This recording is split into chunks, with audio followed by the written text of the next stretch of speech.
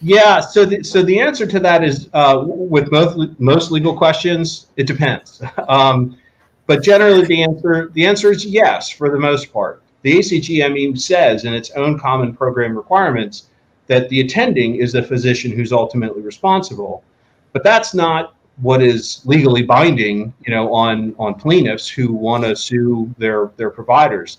So if somebody was participating in the care and they think that person's care was below the standard of care, it was negligent in some way, that provider can be sued.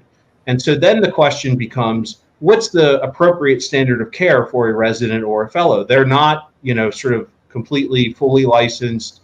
They're usually on some kind of training license or something like that, a temporary license, and obviously they haven't been board certified.